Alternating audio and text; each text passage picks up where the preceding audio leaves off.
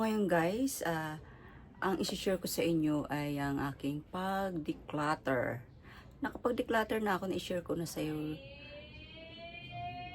Ayan naman ang mais.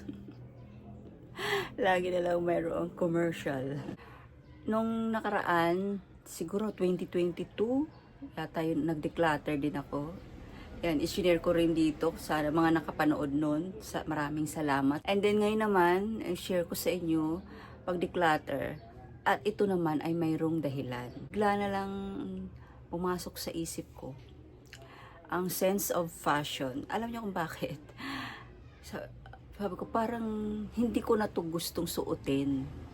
Kasi nga, dahil sa, alam niyo naman tayo mga nanay, mga nasa late 40s. Bakit late 40s? Kasi magpo-48 na ako. Going to golden years na, di ba? So, parang umiba yung sense of fashion ko. So, kaya magde-declutter ako. Ano ba yung sense of fashion? So,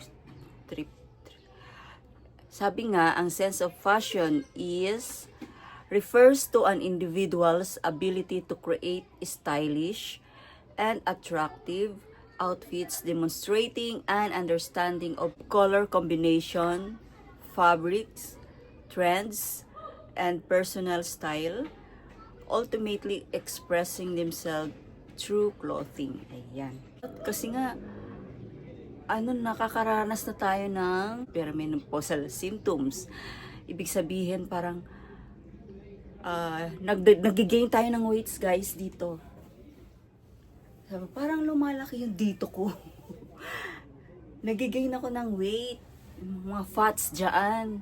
So, kaya sabi ko, parang may sumikip, parang nag-loosen yung dito ko.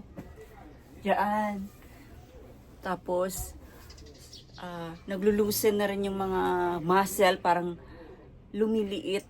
Sabi ko, parang kailangan ko talaga mag-lift ng weights na naman.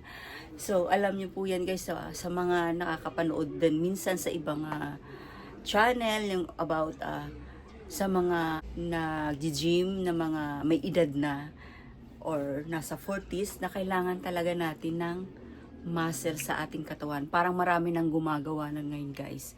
Hindi lang sa mga bata, kundi sa mga matatanda. Sabi nila, it's not too late to gain muscle. Kaya shout out sa inyo para kung gusto niyo mag-gain ng muscle, ayan, mag-lift na po kayo ng weights kahit pa onti-onti lang para mag-build po ang inyong muscle. So actually guys, nakapag-declutter na ako ng damit ko.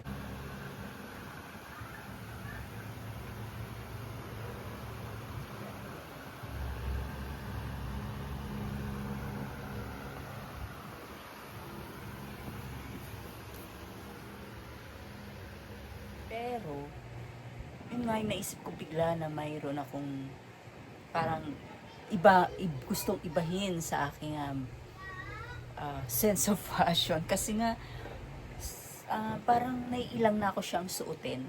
Parang gusto ko, long short naman. Long short. Short na hindi maiksi. Kung naalala nyo guys na mayroon din akong sa pagsuot ng short kung gaano ba ang haba, kung hanggang saan ang pwedeng suotin na short kapag ikay medyo thunders or nagkakaedad na. Pero nasa inyo naman po yun eh. Nasa pagdadala na lang yun or kung anong gusto yung suotin. Ang sa akin lang is paalala or opinion. Ayun, opinion lang. So ito guys ang aking mga na declutter. So ito pa siya guys, oh. Ayan. Yan, tinanggal ko na siya. Guys, tutuwa rin kasi ako dun sa pamangkin ko na nagdibu. Nagustuhan niya yung aking eneregalo na which is in-unboxing ko yan dito. Hindi ko siya nagamit. Ano siya, bodysuit siya. Nagustuhan niya, sabi niya, ayan, may pampaligo na ako. Akala niya, swimsuit, hindi niya alam bodysuit. So, ito yung aking ibibigay sa kanya. So, ito saan to sa Shopee. Ibibigay ko sa kanya. Siguro, ano ko siya nagsuot, 2 beses lang or 3. So, hindi ko naman siya kasi siya gusto ng suotin, o di ba? Kaysa naman hindi na mapakinabangan or mabulokla. Gusto niya kasi mag-swimming. Akala niya pa yung binigay ko is pang swimming. Itong dalawang to is bodysuit. Yung cover up. Ito guys kasi mga ganyang short, parang hindi carry yan, mga na yan. Tapos bag din. Nagtanggal din ako ng bag. Ito. Ayan. Aalisin ko na rin yung mga dapat alisin para luminis yung aking cabinet.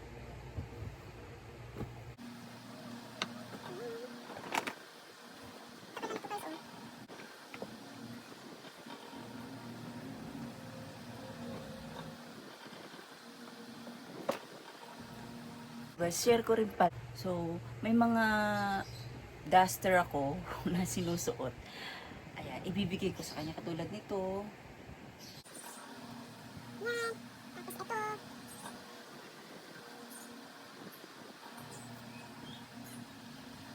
O, diba? Tapos one. Parang t-shirt dress. Hindi kasi mali talaga ng pangbuntis na ano. Sa pants naman, ang di ko na rin sinusuot ay mahilig na kasi ako sa ano naman, high-waisted na pants kasi nga 'di ba parang natatago yung mga kalakihan, mga bilbil din ng mga malalaki na yung fats. Parang ganun. So ito, ano kasi ito, medyo low waist na pants. O 'di ba? Kaysa naman nakatago lang.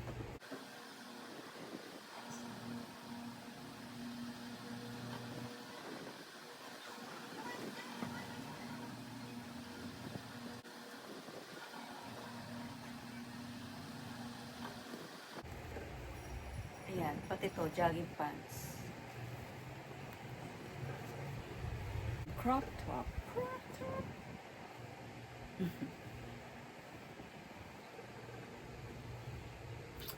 And many to mention. Oh, ayan na guys ang aking na-declutter. Ayan na, finish na. Lalagay ko na lang siya sa bag. Paper bag or ano pang mga bag na pwedeng lagyan. Ayan. Mapapakinabangan pa po yan. Pwede namang donate or kung kanino pwedeng ibigay.